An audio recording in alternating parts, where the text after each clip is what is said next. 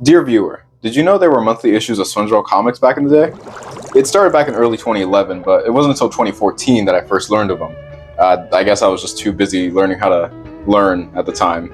But this series is honestly the closest SpongeBob ever got to returning to its roots. If you didn't know, Steven Hillenburg created a comic named The Inner Tidal Zone back in 1989, where one of the main characters was a talking sponge named Bob.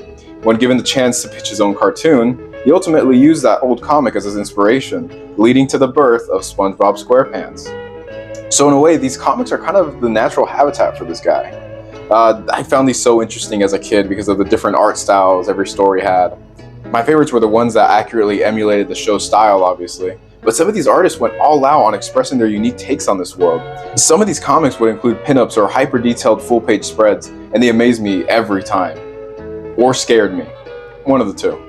And since I don't have a complete collection, I instead want to focus on some of the highlights from the 2014 to 2016 run, including this incredible Swimtacular issue that we will get to later. First up, issue 38, Comfy Cozy Crisis. This was the first ever issue I bought, and honestly, this was a perfect introduction to the levels of absolute absurdity that every single comic had. The cover story is the sweater, which is where SpongeBob and Patrick play hide and seek before SpongeBob finds an old sweater of his that he got from his grandma, and he finds it super cozy for some reason, and he invites Patrick to show off the sweater here. But then he starts getting kind of classy, you know. He invites him in for tea, clam meal or Earl Grey whale, sea cucumber sandwich. He's getting like pretty fancy and stuff, and Patrick immediately shuts that down, thinking that he's like an imposter of SpongeBob. But then we later see that Patrick was right, because SpongeBob has become trapped in his own mind and is overtaken by the sweater itself, making him all classy, reading poems and shit. We get this little visual here where the sweater is comforting him from the inside to keep him from rebelling. Patrick sees scrapbooking as the last straw before busting in and trying to get the sweater off of him, and we see kind of like what I can only describe as like Venom, like the symbiote from SpongeBob trying to get back at him, but he kind of runs away like a cowardly dog. And then they, get back to being little lazy couch potatoes while Gary gets to be classy. And then immediately we're going to see a change of style, not once, not twice, but 3 times. But we'll get to those. The first 2 are just single page panels here, where one of them is them just trying to brag about their bubble blowing skills. And then this one is actually a super long running gag series, which I believe started on the very first issue. And then we get to the one that confused me when I was a kid. It's called A True Fan by Joey Weiser, art and lettering by Drew Wang. And it's these realistic, humans who reminded me a lot of the first SpongeBob movie. And they find out, oh my god, he has SpongeBob comics, so he can't walk the plank because he's got a really shitty cosplay of SpongeBob. And then we get to see that the other crewmates here are super fans of SpongeBob as well. And then it kind of just ends on the captain deciding not to kill the crewmate and instead turning him into a slave for his personal SpongeBob comics entertainment. But who cares about that? We gotta see Squidward bubble blowing. He creates a little song there, and I'm kind of curious to see if that is an actual song that can be played, and if it's some kind of like SpongeBob reference, maybe like the main theme or something. And then we have a 1-page story once again with 2 routes. SpongeBob either gets Gary a toy and becomes too obsessed with it himself, and Gary just watches TV, or you can read the route where SpongeBob gets him fancy litter, but then he fucking dies, and Gary watches TV. Now it's time for Mr. Krabs' version of his bubble blowing skills, and it's just a dollar bill. This one I do have some things to say about the art style. Something about the way that SpongeBob and Patrick are drawn.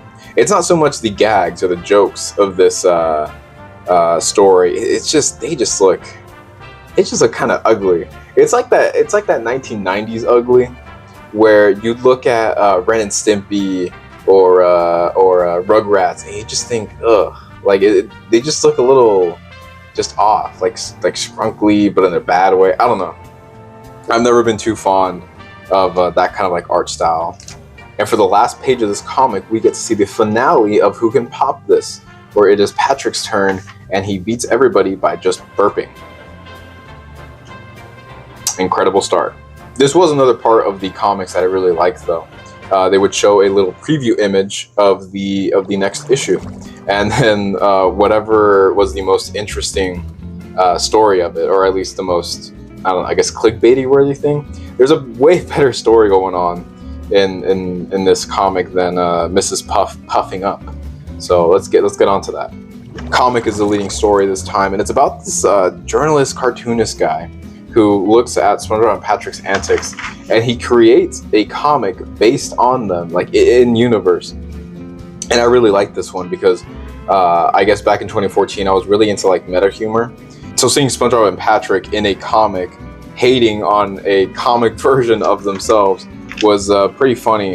And this goes on for a couple more pages, you know, of their everyday situations being turned into these little comic strips by this cartoonist stalker. And they pretty much get into a fight, but they quickly realize that they're not each other's enemy, and the enemy is in fact the cartoonist. But they kind of have a hard time trying to confront him about it. But just when they think that their lives are over, Squidward comes out and actually gives the cartoonist a better idea for a comic strip called Spitward. And so now Squidward's life is going to be forever stalked. But don't feel too bad about Squidward. There's actually a pretty heartwarming story in issue 44 about SpongeBob and Squidward going to a really bad amusement park. So it starts off with Squidward checking his mailbox for a new novel that he ordered, and while reading it, he gets interrupted by SpongeBob having a free pass to opening day of Blockville, which is kind of like this Disney World esque place, you know. He imagines it very dreamy-like. And he actually really wants to invite Squidward to this place, and the only reason Squidward accepts to go is because he believes that all the hype that SpongeBob is putting on this place is going to make him more sad once they actually get there. So, you know, they go on this bus ride there, and they see that it is indeed run down and absolutely terrible. But to Squidward's surprise, SpongeBob was actually really fucking excited for this place. He's talking about, like, isn't this the greatest? And, you know, they go to one of the mascots who's eating like a bologna sandwich or something. His face is completely exposed. The cop around here is telling him no pictures, but you know, he takes it anyway. Lots of mediocre employees, basically. You know, like even this guy looks completely over his job. They go over this stupid, easy little water ride, and even the theater show they go to. They realize they're the only ones in the audience, and the crew members don't even want to go on with the show. But by the end of the very long day, SpongeBob is still talking about it being the best day ever, and he asks Squidward if he had fun as well. And then, you know, Squidward starts talking about, you know, all the rides being closed except for the little water ride, and that thing broke. And then, you know, he's completely flabbergasted on how SpongeBob could have had any sort of fun this entire day. But SpongeBob reveals that he had fun because he spent the whole day with his friend. And, you know, that pulls on Squidward's heartstrings, and he cries all the way home. But Squidward tells him not to worry because his pass is good for the whole week. This is why I love SpongeBob Comics. Oh, and since it's on the next page here, the SpongeBob Comics did this thing where they kind of love to reference the old, 1960s Marvel comics. So they would have these actual comic runs about Mermaid Man and Barnacle Boy going on these little superhero adventures. You know, there's the secret of the giant pink fuzzy dice. You know, nothing serious, obviously. You know, it's still goofy. But honestly, this actually feels like something you'd see, like very Aquaman-esque. This is something you'd see back in the day. This is the annual size, super giant, swimtacular SpongeBob Comics of 2015. Right off the bat, this gives us a little table of contents because this swimtacular is based on future stories. Once again, there's a story about, you know, real life people, you know, pirates. But we get introduced to this guy named Pencils the Pirate, and he is the one responsible for the SpongeBob comics in universe. You know, he's got his assistants here. You know, they start thinking up, imagining SpongeBob zooming through space and all that stuff. You know, these future stories, and he hates it so much that he throws them off the plank. But then he finds this old hag who has a psychic orb, and through there, he can see all of these future stories. And I know what I said about issue 38's ugly art style one, but these ones are kind of interesting, to be honest. I think it's the washed out look of the wasteland. So, you know, it's SpongeBob is coming into this completely clueless about the situation. We get little tidbits of Mr. Krabs saying he's lost the paper, you know, he's lost the Krabby Patty secret formula. And towards the end, we see him find a clone of himself, or well, not really a clone, but it's a past version and a present version of himself. And from there, they figure out a way towards the end to pretty much reverse everything. And that's the end of the wasteland, because now we get to see a version of, I think, Big Brother, is it?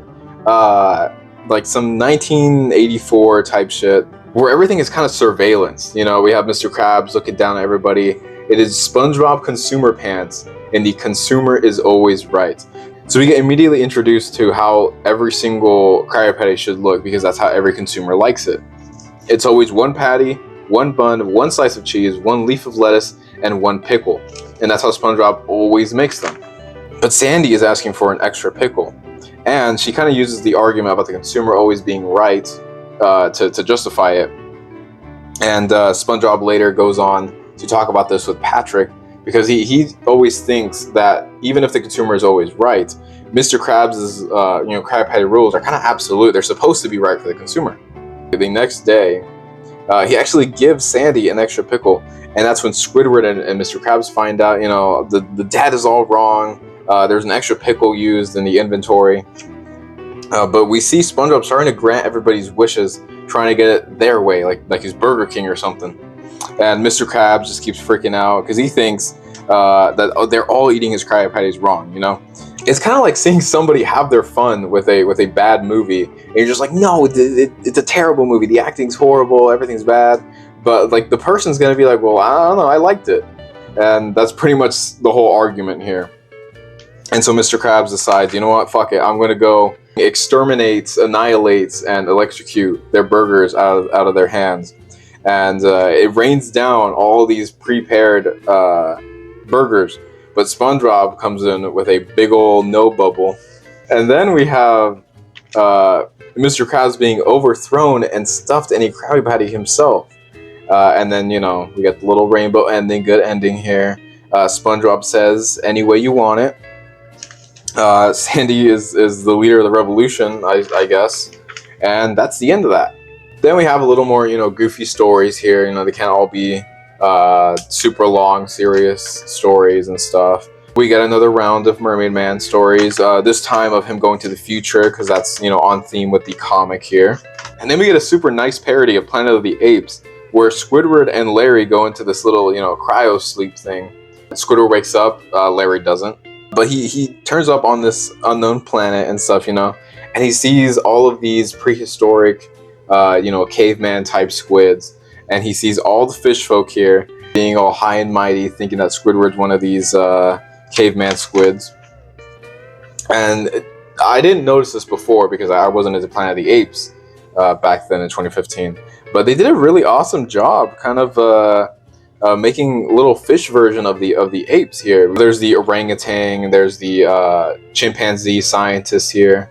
But Squidward obviously decides to escape, and they do this nice little homage to the Statue of Liberty ending by having the Krusty Krab still intact, even all these years later.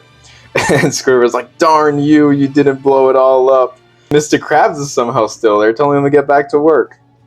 So kind of a funny ending there. So then we get back to Pencils the Pirate, who seems really dissatisfied with the story so far. But the old hag is like, hold on, wait a minute. And she goes back to her orb and shows him that, you know, this Swimtacular, this 2015 Swimtacular, is actually going to sell really well. And that convinces Pencils enough to spare her life and publish this book. But then once he leaves, it's revealed that the old hag has been pretending this entire time, and it was the two crewmates that he threw off of his ship, trying to convince him yet again to, you know, put these future stories in there. So, you know, in the end, Pencils the Pirate kind of got played, but I really liked this series of stories. It was the first ever Swimtacular I got, so having 48 pages instead of the regular, what was it, like 20 pages, seemed really premium to me. But I don't think it was $5 premium worth. But now I want to get onto a comic that actually has a really fun premise throughout the entire comic. And that would be SpongeBob Comics number 45. There is a two-part story from two perspectives in this comic. One of them is one Tuesday afternoon at Squidward's. Squidward's had enough, and he decides to put his house up for sale. You know, he makes cookies for his open house. He vacuums the floors, and then Sandy comes along randomly and asks for his vacuum cleaner bag. And he's pretty confused by that, but he decides, you know, whatever, right?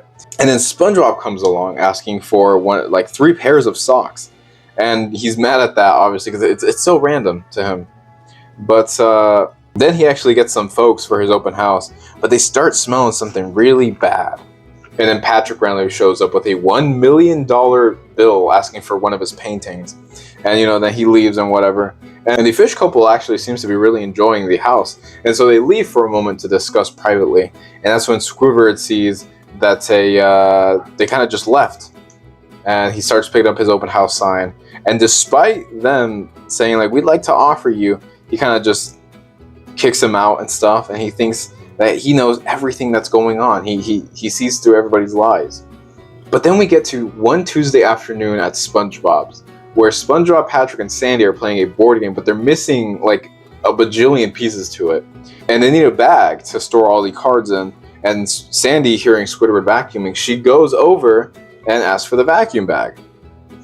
And then SpongeBob finds a $1 million bill from one of his old Monopoly game boards things, and Patrick takes it.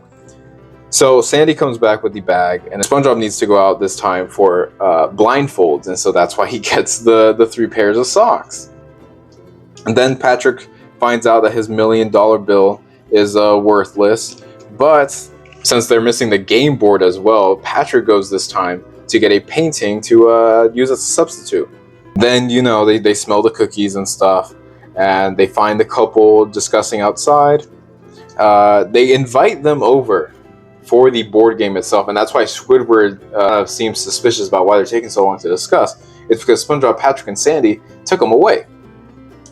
And, you know, they play the board game stuff, they have all this fun, and they win, and then they go back to finally tell Squidward, but unfortunately, Squidward kicks him out.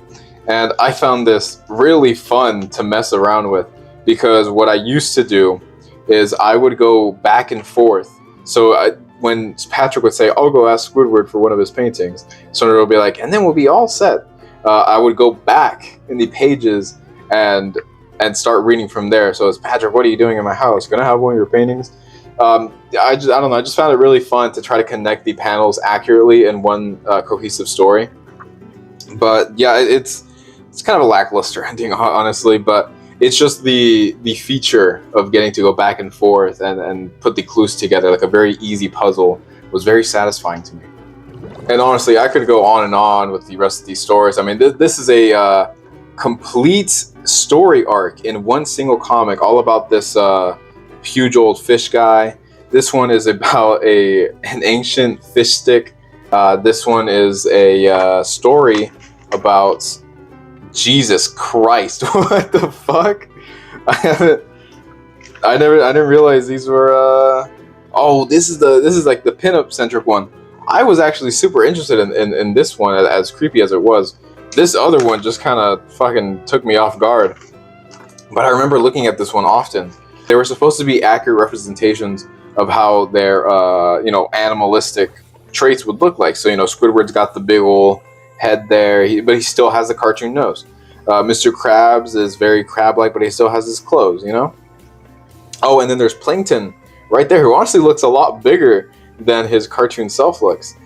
And this one had a really weird gimmick, where the title story was about Bikini Bottom having this huge, like, earthquake, continental drift type thing, where halfway through the story here, this pirate dude would tell you to, like, shake the notebook to make it seem like the whole world is shaking.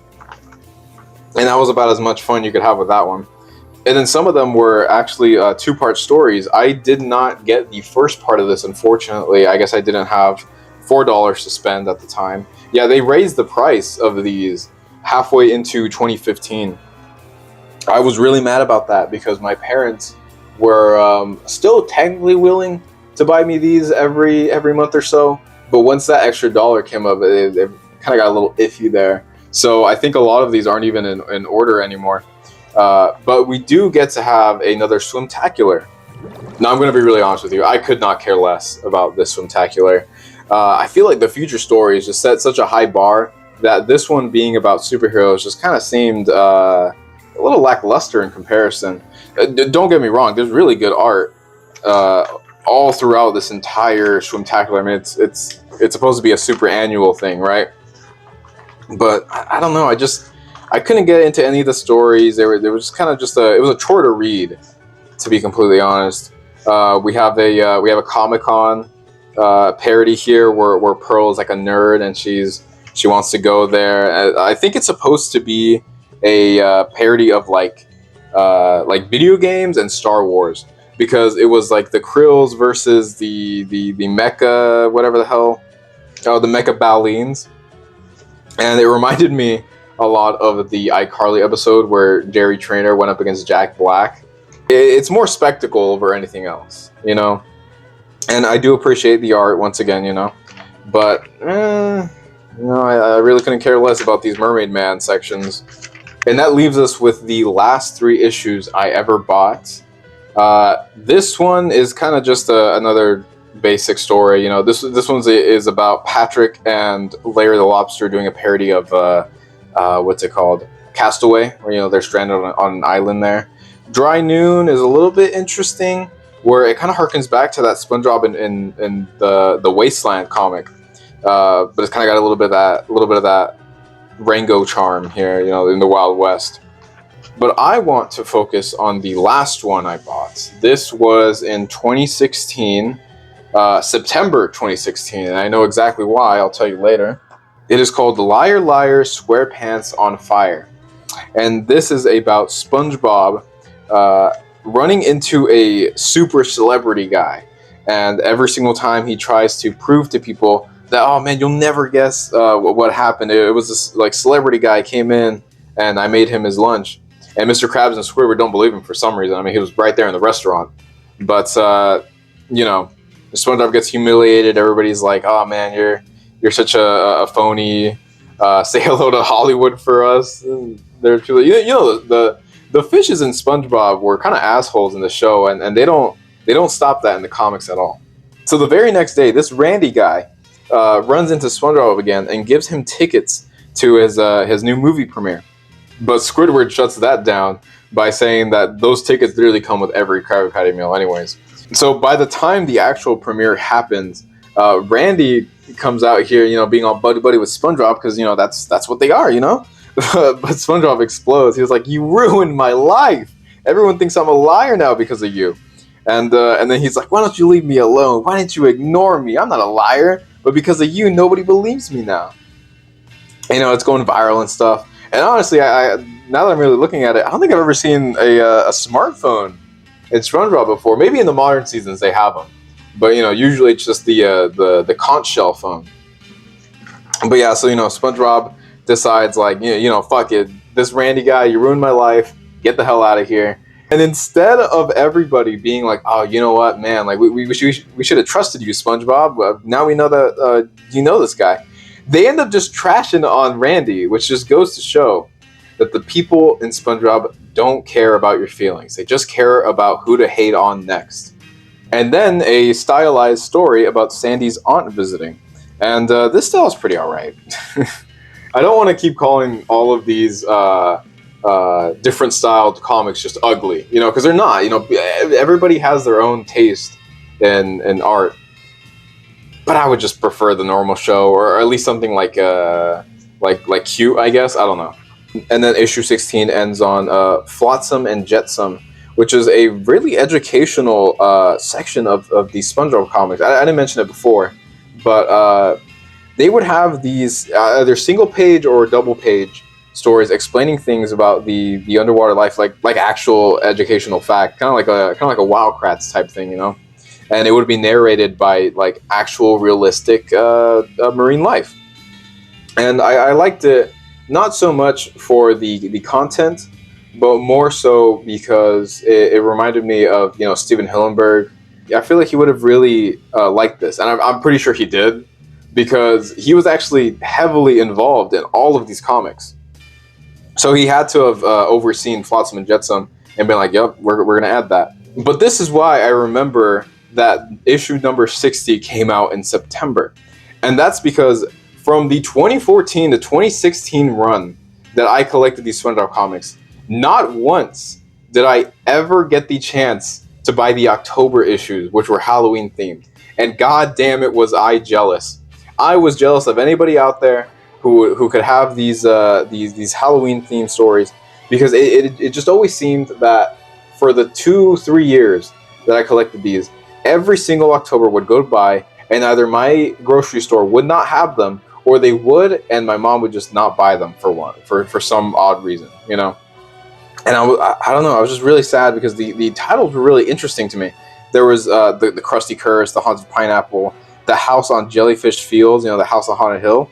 And I know I can just, you know, go online and probably find some PDF about the Halloween issues, but I don't know, man. If it's possible, if they are somewhere out there in some like shitty garage sale or some thrift store out in like 2 hours away from me, if I'm rich, I'm gonna do it. I think I might just buy them.